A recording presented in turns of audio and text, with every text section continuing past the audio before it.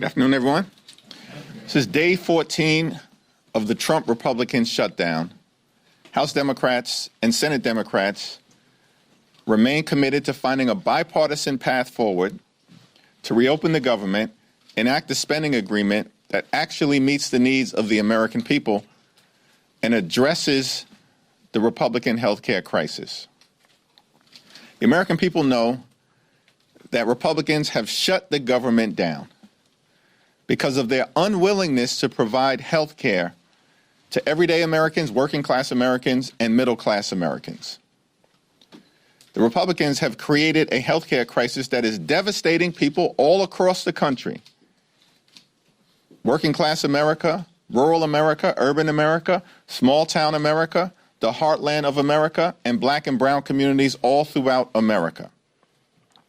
That Republican healthcare crisis includes, but is not limited to, the largest cut to Medicaid in American history, hospitals, nursing homes, and community-based health centers closing all throughout the country because of what Republicans did in their one big ugly bill.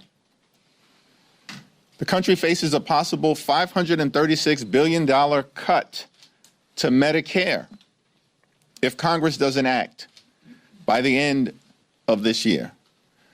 The Republicans continue to refuse to extend the Affordable Care Act tax credits, which is going to result in tens of millions of Americans experiencing dramatically increased premiums, copays, and deductibles. All across the country, including, most significantly, in states that Donald Trump won, and Republicans could care less. House Republicans canceled votes 2 weeks ago, canceled votes last week, canceled votes this week. House Republicans are on vacation. House Democrats are on duty here in Washington, D.C., ready to reopen the government, ready to support our troops and hardworking federal civil servants, and ready to address the Republican health care crisis that is crushing people all across the country in an environment where the cost of living is already too high because of failed Republican policies like the Trump tariffs. Questions? Hakeem Jeffries. Manu? The government shutdown's going to get worse each and every single day for so many Americans, and we've already seen the standoff persist for some time. Republicans have rejected the Democratic CR with all of your demands there. So why not come up with a new approach, put a new offer on the table to try to jumpstart something rather than dig into your position? We're open to sitting down anytime, any place with anyone in terms of our Republican colleagues, either here at the Capitol, Why not put a new offer? either here at the Capitol or back in the Oval Office, to have a conversation about finding a bipartisan path forward. But there has to be a willingness amongst Republicans to actually have a conversation. And since the White House meeting over 2 weeks ago, Republicans have gone radio silent. Donald Trump has spent more time on the golf course than talking to Democrats on Capitol Hill. Republicans have been on vacation since September 19th in the House. And in the Senate, the Republican strategy is to do the same exact thing, bring the same failed partisan Republican spending bill to the floor over and over and over again, knowing it's going to go down. Because Democrats have been very clear. We're not going to support a partisan Republican spending bill that continues to gut the health care of the American people. We are open about having a good faith discussion with our Republican colleagues to hear their ideas about reopening the government while at the same time decisively addressing the Republican health care crisis. Thank you. Thank you. Thank you. In terms of the military, it looks like OMB is finding money and appropriating it to pay the military. Do you agree with that strategy? Are you on board with that? And are you interested in ultimately one bill on the House floor to pay the military? I agree with making sure that our men and women in uniform, our active duty troops, are paid. We also need to make sure that we take care of all of our hardworking federal civil servants, which is why Republicans should be back here in Washington working with us to reopen the government, as opposed to continuing the Trump Republican shutdown. Thanks. Good afternoon. Thank you. Republicans have run on repealing and replacing Obamacare since 2010, but we're arguing for these subsidies to help subsidize Obamacare here. Isn't that an indictment that there's a problem with it, the fact that it needs to be propped up in some form? No, the overwhelming majority of the American people, including in Republican-run states, support an extension of the Affordable Care Act tax credits because they know that the Affordable Care Act has been an important part of ensuring that everyday Americans can afford to go see a doctor when they're sick, when their children are sick, and when their families are sick. And from our standpoint, it's strange that Republicans want to make this a partisan fight. This is not a partisan fight as far as Democrats are concerned. This is about the American people and ensuring that the American people can afford high-quality health care when they need it, including in red states. And by the way, the majority of states that benefit in terms of their people getting health care from the Affordable Care Act tax credits are states that Donald Trump won. West Virginia, number 1. Wyoming, number 2. Alaska, number 3. Tennessee, number 4. Mississippi, number 5.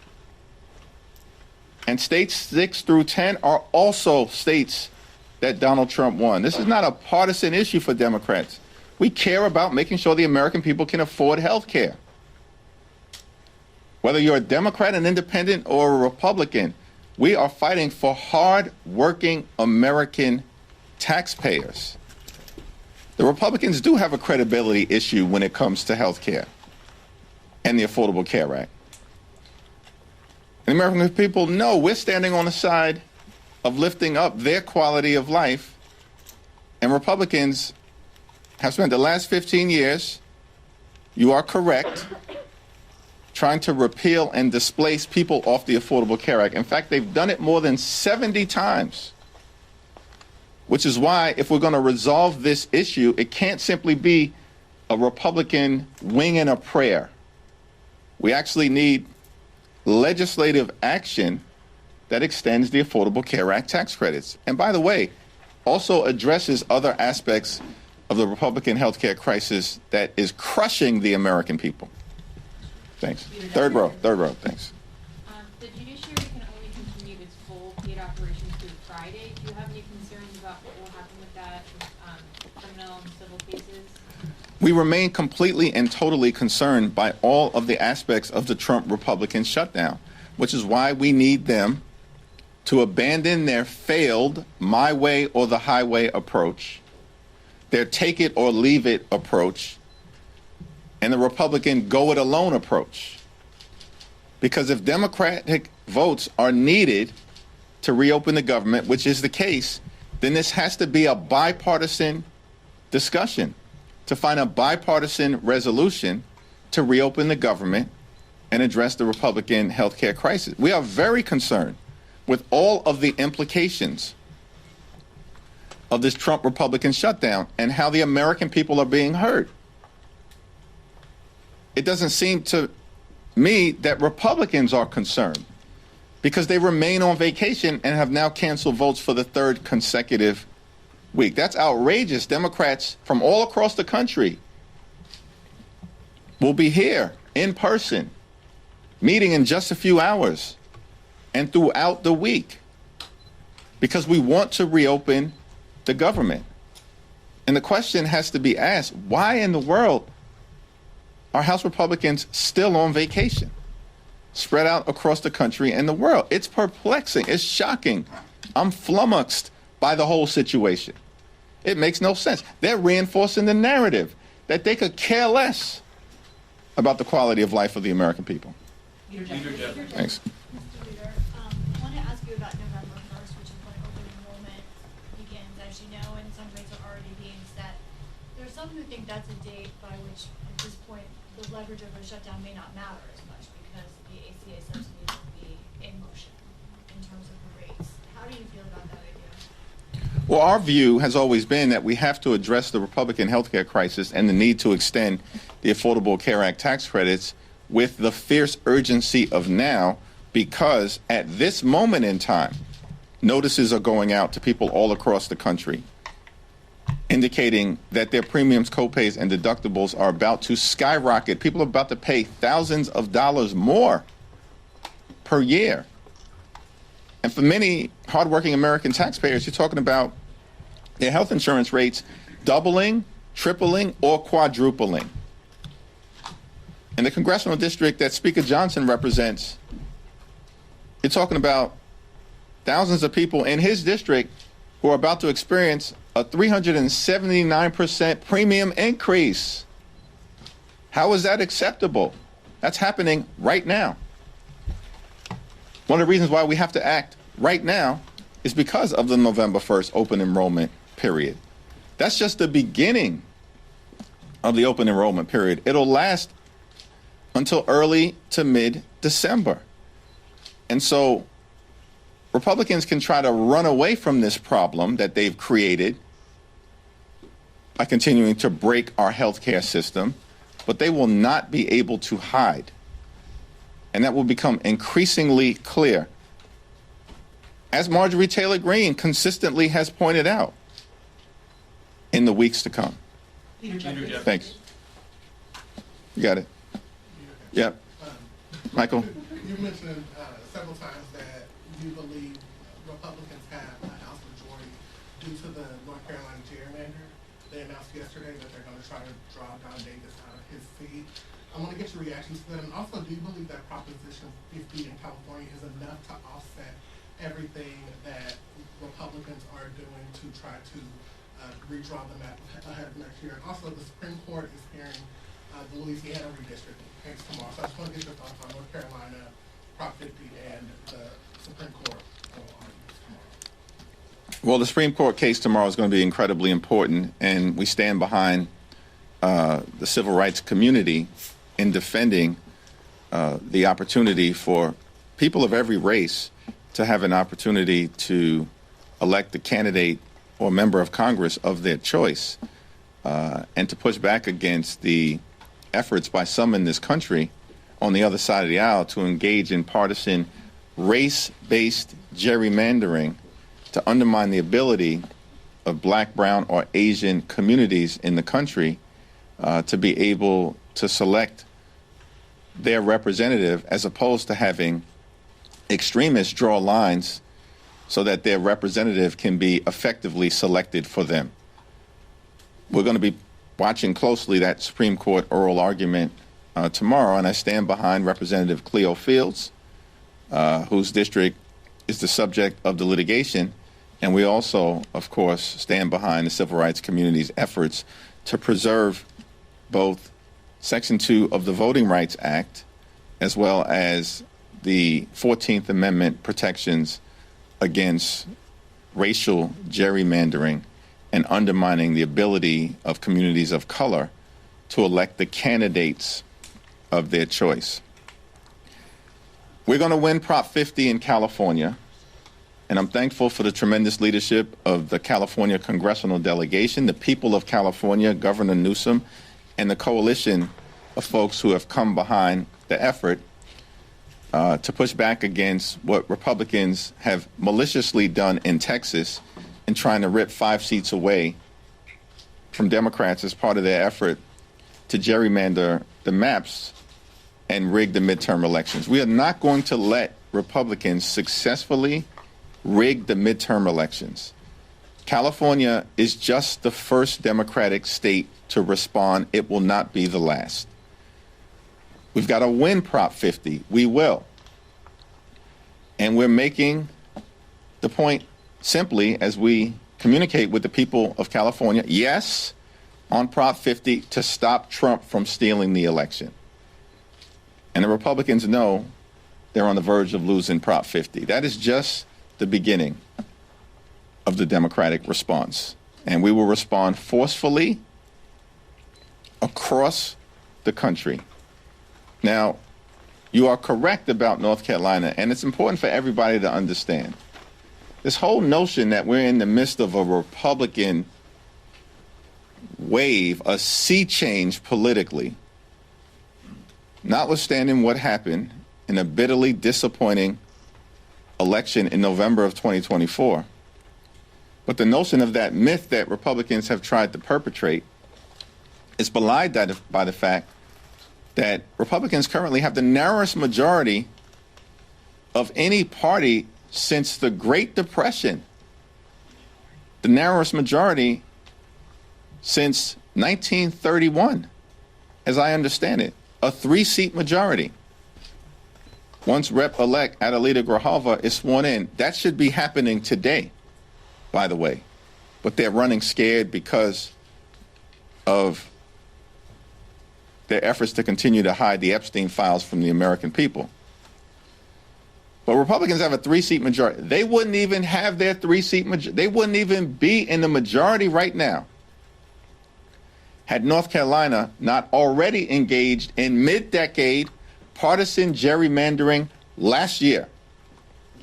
Because we know North Carolina is a 50-50 state, has a Democratic governor, Democratic lieutenant governor, Democratic attorney general, Democrat just won a close state Supreme Court race, all on the same day that Donald Trump narrowly won in November of 2024. And in North Carolina, before they engaged in vicious mid-decade gerrymandering to affect this Congress, in this 50-50 state, the North Carolina delegation, 14 members, was 7 Democrats and 7 Republicans. They then ripped 3 seats away from the people of North Carolina last year. And on January 3rd of this year, changed the delegation to 10 Republicans and 4 Democrats. That's their majority right now. They didn't even legitimately win in an election where everything at the top of the ticket was breaking for them. And they had to rely on stealing 3 seats from the people of North Carolina to artificially create their majority right now. This is why you can't take these people seriously in terms of any policy high ground in the House that they may claim to have. It's non-existent. So the question then becomes, they've already gerrymandered the map in North Carolina. And because Donald Trump, their boss, ordered them to go back and try to create an additional seat, this is what they're going to try to do. We're going to make sure that Representative Don Davis is reelected in North Carolina, and Democrats are going to take back control of the House of Representatives. Leader Jeffries. Thank Thank you. you, Mr. Leader. Are you aware of any plans to try to pay federal law enforcement? And in particular, do you think there should be something should be done to help U.S. Capitol Police? And their union just put out a statement. They haven't gotten food since Friday. And are you concerned that could impact the safety here at the Capitol? Something should be done to stand by the U.S. Capitol Police. We're so thankful for their bravery and patriotism, service and sacrifice, and of course, should be done for law enforcement, as is the case for all federal civil servants, which is why Republicans need to get back into town and show up at the negotiating table so we can reopen the government, negotiate a bipartisan spending agreement that actually improves the lives of the American people, as opposed to what Republicans want to do, which is to get Democrats to sign off on their partisan Republican spending bill that continues to gut the health care of the American people. It's not going to happen. We need to address the Republican health care crisis. We've made that clear repeatedly now for weeks, and that position is not going to change. Leader Jeffries. Leader Jeffries. Back in March, and even a little bit coming into this government funding deadline, there was a lot of concern among Democrats that if the government was shut down, that it would empower and give Trump the ability to run around Congress and do what he wants with government funding. Is what he is doing now exacerbate troop pay and finding money to pay for WIC, other things. Is that exacerbating Trump's ability to go around Congress? In previous shutdowns, funding has always been identified to make sure that the Women's, Infants, and Children program has been funded. And we expect that that should happen during this moment in time as well. In terms of the mass firings, the violations of the law, the bullying of hardworking federal employees, that's been going on since January 20th, the first day of this presidency. The focus of the Trump administration has been on visiting chaos and confusion and cruelty on the American people, as opposed to doing what Donald Trump and Republicans promised on day one, which is to lower costs. But costs aren't going down in the United States of America. Costs are going up. Inflation is up. Electricity bills are up. Housing costs are up. Grocery costs are up. And now Republicans refuse to extend the Affordable Care Act tax credits, which is going to skyrocket health care premiums, copays, and deductible. Everything we're seeing right now in the midst of this Trump Republican shutdown is consistent with their failed policies that haven't made life more affordable for the American people. Republicans continue to make life more expensive. And Democrats are working hard to fix our broken health care system because of the crisis Republicans have created and to lower the high cost of living. Kevin? You've alluded to and hit this throughout the press conference about the pain that is going to be felt by federal workers, et cetera, and police if this drags on. Which pain is your navigating the path forward here is greater here? Is it the pain is going to be felt by federal workers and people that depend on the federal government for services? Or is it the prospect of skyrocketing insurance premiums? And is there a point where the shutdown pain becomes too great that it's not tolerable anymore for Democrats to hold this position? The pain of a government shutdown is being felt by all Americans, and it's unfortunate that Donald Trump and Republicans have decided to shut the government down and then not to do a damn thing to find a bipartisan path forward. Not a thing. Over the last 2 weeks. I mean, Donald Trump literally has spent more time on the golf course than talking to Democrats. He spent more time creating deepfake videos than talking to Democrats. House Republicans have chosen to cancel votes now for 3 consecutive weeks. This is their behavior. These are facts. No one disputes these things. And as Democrats, Leader Schumer and Senate Democrats who courageously continue to hold the line, partnering with House Democrats, have made clear, we will sit down with anyone, anytime, any place to reopen the government and find a bipartisan path forward. But at the same time, we have to address the healthcare crisis that is breaking hardworking American taxpayers throughout the country. And the American people know it. This is not a manufactured healthcare crisis. It's real. And it's been visited upon the American people by Donald Trump and the Republican Party. Thank you. The President and the White House have confirmed now 4,000 firings across the federal government. As Kevin noted, that's something that Democrats previously said they were concerned about. If there was a government shutdown, the President would go through with this. Is there a way that Democrat strategy here has opened the door for the President to go about these firings? Donald Trump and his administration have been engaging in mass firings since day one of his presidency. For the Republicans, cruelty is the point. And the fact that they are celebrating, meaning the extremists, the extreme MAGA Republicans, the fact that they're celebrating firing hardworking federal employees doesn't strengthen their position with the American people. It weakens it because the American people don't accept that kind of cruel and callous behavior and know that any responsible group of people would actually be standing up to support our hardworking federal employees. And and trying to actually find a bipartisan path forward to reopening the government, which is what Republicans refuse to do. In the face of a growing healthcare crisis, open enrollment on November 1st, premiums, copays, and deductibles about to skyrocket, and the fact that Republicans have already enacted the largest cut to Medicaid in American history as part of their one big ugly bill so they could reward their billionaire donors with permanent tax breaks. Well, at the same period of time, refuse to consider a multi-year extension of the Affordable Care Act or a permanent extension of the Affordable Care Act tax credits. Democrats are fighting for everyday Americans. Cancel the cuts, lower the costs, save health care. Thank you, everyone. Thank you. Yankees collapsed. They're gonna They're gonna riff Aaron Boone? Party shot. Yeah, not cool, man.